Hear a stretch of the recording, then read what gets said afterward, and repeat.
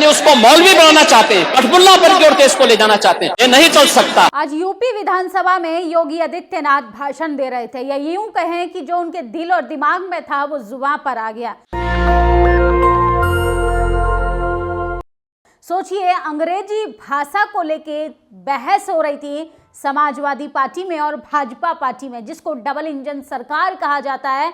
और वहीं पर तीखी बहस के दौरान योगी जी कुछ ऐसा बोल गए कि वो उनकी तारीफ होने के बजाय देश भर में आलोचना होना शुरू हो गया। सोचिए किस तरीके से अंग्रेजी भाषा से नफरत करते हैं ये तमाम राजनेता। एसटी, एससी, ओबीसी के बच्चों को अंग्रेजी नहीं पढ़ने देते, संस्कृत नहीं पढ़ने देते, स्कूल, कॉलेज, यूनिवर्सिटी नहीं जाने देते, और अपने बच्चे को ये लोग विदेश पढ़ाते हैं। किस तरीके से स्कूल की व्यवस्थाओं को दरकिनार कर दिया है, स्कूलों पर ताला लगा दिया है। और पढ़ाई के स्तर की अगर बात करें तो अव्वल दर्जे पे 0 स्तर पर आ गया है हमारा देश। और किस तरीके से पढ़ाई के स्तर में नाकाम साबित होता जा रहा है उत्तर प्रदेश की, जिस तरीके से स्कूलों की चरमराती हुई हालत है, योगी आदित्यनाथ ने खुद ही भंडा फोड़ कर दिया। सोचिए 8 साल लगभग समय हो गया है उनकी सत्ता रहते हुए। डबल इंजन की सरकार है, केंद्र में भाजपा सरकार, राज्य में भाजपा सरकार, लेकिन स्कूल की व्यवस्था वैसे के वैसे ही है। योगी आदित्यनाथ समाजवादी पार्टी को घेरते हुए कहते हैं कि स्कूल की हालत इतनी बेकार है कि नेता अपने बच्चे को अंग्रेजी पढ़ाने के लिए विदेश भेजते हैं और यहाँ पर बच्चों को पढ़ने के लिए मना किया जाता है और हिंदी पर जोर दिया जाता है। हिंदी हमारी मातृभाषा है, हिंदी पर जोर देना चाहिए। लेकिन सोचिए, अपने बच्चों को विदेश भेजकर उनको पढ़ाते हैं, लिखाते हैं, नौकरी कराते हैं, सेटल कराते हैं, और अपने ही देश में अपने ही नागरिकों को, अपने ही देश के युवाओं को किस तरीके से धार्मिक उन्माद में धकेल कर उनके भविष्य के साथ खेलने का काम करते हैं। लेकिन योगी जी फेवर ही कर रहे थे कि अंग्रेजी को पढ़ाना चाहिए। लेकिन ऐसे में वो बोलते बोलते शायद उनकी जो दिल और दिमाग में था वो जुबान पर आ गया। योगी आदित्यनाथ ने सोचिए किस तरीके से मुसलमानों को टारगेट कर कर उन पर अभद्र टिप्पणी करने का काम किया। ये मौलवी बनाना चाहते हैं, उर्दू पढ़ाकर कटमुल्ला बनाना चाहते हैं। ये देश के सबसे बड़े सूबे के मुखिया की भाषा है। इनकी मानसिकता और सोच के बारे में जनता को खुद समझना चाहिए। तो सोचिए, योगी आदित्यनाथ एक राज्य के सर्वश्रेष्ठ पद पर बैठे हैं और वही भाषा को लेके, वही मजहब को लेके, वही पहनावे को लेकर अगर इस तरीके से भेदभाव करेंगे तो आम नागरिकों के बीच में प्रेम भावना, समानता कहाँ से उत्पन्न होगी।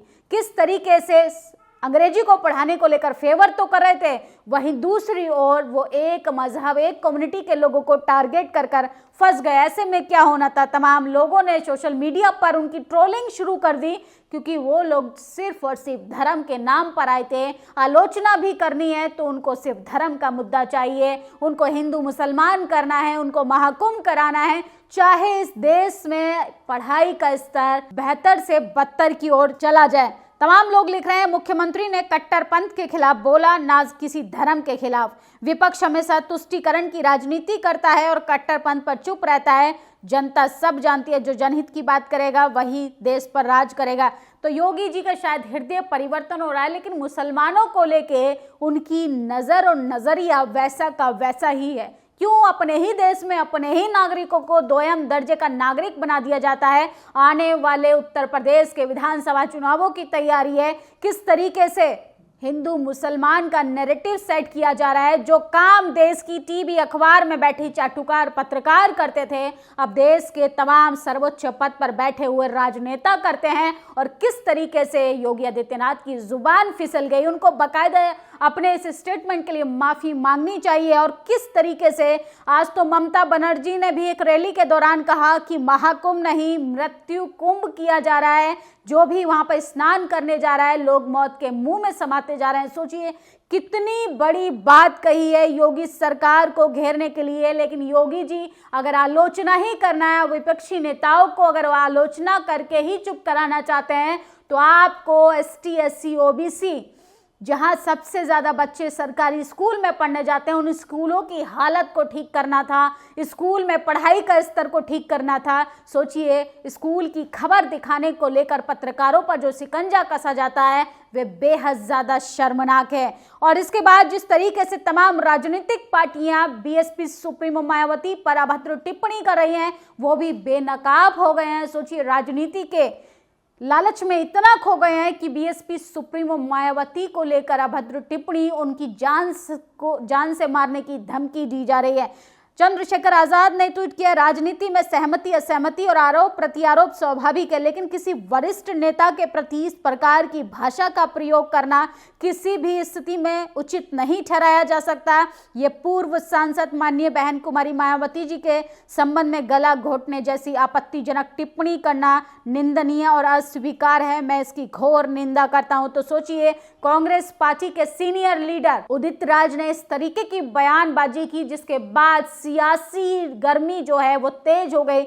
बहुजन समाज के लोगों में आक्रोश है। सोचिए, बीएसपी पार्टी की माननीय सुप्रीमो मायावती, राजनीतिक स्तर पर वो पार्टी का कोई भी भूमिका हो, लेकिन वो समाज के लिए अभी भी मान्य है और सम्मानीय रहेंगी। और सोचिए किस तरीके से सत्ता के लालच में कुछ लोग मनुवाद व्यवस्था के जाल में फंसकर अपने ही लोगों से आपस में लड़ने का काम करते हैं। तो ये जानना होगा हमारा असली दुश्मन कौन है और भारतीय जनता पार्टी की बी टीम कौन है। और सोचिए, दूसरी खबर है किस तरीके से विदेशों से भारतीयों को खदेड़ने का काम किया जा रहा है। प्रियंका भारती ने ट्वीट किया, गुजरातियों का मुंह नहीं, गुजरात मॉडल का मुंह छुपाया जा रहा है। यही है गुजरात मॉडल का, और इसी मॉडल से तंग आकर सबसे ज्यादा लोग विदेशी पलायन के लिए गए थे। तो देश की फजीहत हो रही है। दो तस्वीर देखिए, देश के प्रधानमंत्री कतर के लोगों से कैसे गले मिलते हैं, और योगी जी कह रहे हैं कि उर्दू पढ़ाकर मुसलमानों के लिए कैसे अभद्र भाषा की टिप्पणी कर उनको अपमानित करने का काम करें। उर्दू पढ़ाकर ये अपने बच्चे को मुल्ला बनाना चाहते हैं, देश को कटमुल्लापन की ओर ले जाना चाहते हैं। इसलिए प्रदेश ही नहीं, पूरे देश को, सरकार को उर्दू भाषा पर बैन लगा देना चाहिए। देश के बड़ी पार्टी के मुख्यमंत्री का ये बयान है। और सोचिए किस तरीके से ये लोग विकसित भारत बनाना चाहते हैं। मतलब बाबा जी ने मान लिया कि गांव के प्राइमरी स्कूल बहुत ही खस्ता हालत में है, जहां संसाधनों की कमी है। पश्चिम बंगाल में मुख्यमंत्री ममता बनर्जी ने कहा महाकुंभ मृत्यु कुंभ में बदल गया है। ममता ने कहा महाकुंभ में आयोजन के लिए सही योजना नहीं बनाई गई, वीआईपी की विशेष सुविधा दी गई, ट्रेनों में जितनी सीट नहीं 100 गुना सीट जो है टिकट क्यों बांट रहे हैं, 140 साल का प्रोपेगेंडा क्यों फैलाया जा रहा है, कितने लोग मर गए अभी तक आंकड़ा नहीं आया। तो आज योगी जी की बड़ी आलोचना हो रही है और किस तरीके से उन्होंने मुसलमानों को अपमानित किया है। मुस्लिम समाज के साथ साथ उर्दू भाषा पे भी बैन लगाने की बात कही है। विदिशा के सिरोंज में दलित किसान की खून पसीने से सींची गई फसल को निर्दयी प्रशासन ने उजाड़ दिया। किसान बेहोश, महिला बिलखती रही, लेकिन भाजपा सरकार की दलित विरोधी मानसिकता नहीं पिघली। क्या बीजेपी सरकार में दलित और आदिवासियों के प्रदेश से मिटाने की ठान ली है? तो सोचिए किस तरीके से जमीनों पर कब्जा किया जा रहा है। कलम छीन ली गई बहुजनों से, जमीनें छीन ली गई, रोटी छीन ली गई, सब कुछ छीन लिया गया ताकि बहुजन 5 किलो राशन पर और लंबे भाषण पर जीवित रहे। कटमुल्ला की तर्ज पर योग चुल्ला कह सकते हैं क्या? नोट योग चुल्ला मतलब योगी के भेष में चोर, अपराधी, माफियाधीश, तमाम लोग इस तरीके से बयानबाजी दे रहे हैं, योगी सरकार की आलोचना कर रहे हैं। और लखनऊ के हजरतगंज में बसपा कार्यकर्ताओं ने कांग्रेस के नेता का पुतला फूका और उनकी गिरफ्तारी के खिलाफ हैशटैग चलाया गया। और ममता बनर्जी ने जो बयान दिया है, किस तरीके से लगातार महाकुंभ को बड़ा चढ़ाकर दिखाया जा रहा है और उसकी आड़ में लोगों की जानें जा रही हैं। लखनऊ सपा विधायक अतुल प्रधान ने आज अमेरिका से डिस्पोर्ट किए गए भारतीयों के साथ अमानवीय व्यवहार के खिलाफ विरोध जताया। वे अपने पैरों में जंजीरें डालकर उत्तर प्रदेश विधानसभा पहुंचे। तो ये है देश की हालात। गांव के स्कूलों में संसाधन है, योगी ने ये खुद अपने शब्दों में यूपी विधानसभा में कहा। और सोचिए 8 सालों से कुर्सी पर काबिज है, केंद्र में इनकी सरकार है, राज्य में इनकी सरकार है, और डंका बजाते हैं कि सर्वश्रेष्ठ राज्य का मैं मुख्यमंत्री हूं। सर्वश्रेष्ठ राज्य की ये हालत है कि सबसे ज़्यादा सरकारी स्कूलों की हालत इतनी बदतर है कि वहां पर संसाधन तक नहीं है। ये बात उत्तर प्रदेश के मुख्यमंत्री योगी आदित्यनाथ ने विधानसभा में कही। वो विधानसभा में खड़े होकर खुद ये मान रहे हैं कि ग्रामीण क्षेत्र में स्कूलों की हालत बहुत खराब है, जहां संसाधन तक नहीं है। यही वजह है कि लोग अपने बच्चों को प्राइवेट स्कूल में पढ़ाने को मजबूर हैं, क्योंकि सरकारी स्कूलों में ना शिक्षक है, ना संसाधन है और ना ही पढ़ने का बेहतर माहौल है, क्योंकि सत्ताधारी लोग चाहते हैं कि धर्म का फीम चाटकर हाथ में त्रिशूल, झंडा और डंडा लेकर आप लोग जो हैं न रोटी की बात करें, ना रोजगार की बात करें, सिर्फ और सिर्फ हिंदू मुसलमान करें, सिर्फ और सिर्फ सांप्रदायिक माहौल का निशाना बन जाए, ताकि जेल जाने की बारी आए तो आपका बच्चा जाएगा। नेताओं के बच्चे विदेश में जाके अंग्रेजी भी पढ़ेंगे और राजनीति भी करेंगे। आपकी इस खबर पर क्या प्रतिक्रिया है, कमेंट बॉक्स में जरूर बताएं। शुक्रिया।